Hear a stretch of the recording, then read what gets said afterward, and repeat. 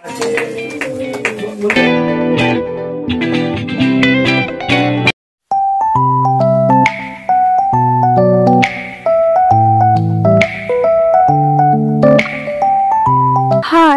আমি প্রীতি।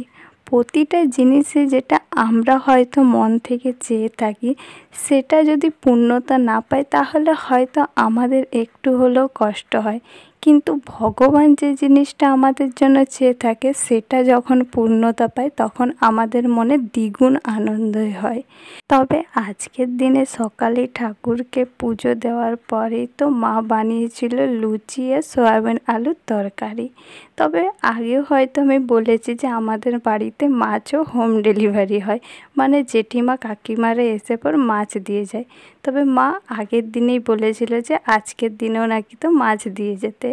তবে আমার বার্থডে বলে কথা, আজকের দিনে মা এত কিছু রান্না করেছে যে কিছু বলারই নেই। আর এটা কিন্তু আমি একা খাবো না, আমি আর মা দুজনেই মিলেই খাবো।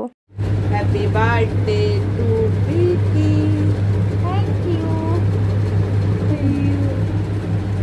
দুপুরের খাবার দাবার হজম করতে না করতে দেখি আমার বান্ধবীরা এসেছে ছোট্ট একটা কেক নিয়ে।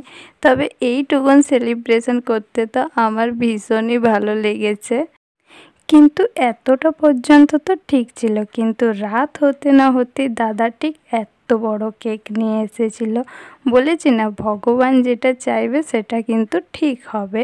তবে এই কেকটার জন্য একটু তো পরিপাটি করা দরকার ছিল, তো সেই জন্যে বেশ এই 3 পিসটা পরেছি। কেমন লাগছে তোমরা আমাকে অবশ্যই জানিও। তবে প্ল্যান ছাড়াই যে আমার বার্থডেটা এতটা সুন্দরভাবে সেলিব্রেশন হবে সেটা তো আমি ভাবতেই পারিনি। এই যে এত সুন্দরভাবে আমার বার্থডে সেলিব্রেশন হবে এটা তো আমি কখনোই ভাবিনি। তবে এই রকমভাবে আমার বার্থডে সেলিব্রেশনটা করাটা তো আমার ভীষণ পছন্দ হয়েছে। তবে তোমাদের কেমন লেগেছে আমাকে অবশ্যই জানিও। তবে আজ আসি, কাল আবারও দেখা হবে। টাটা।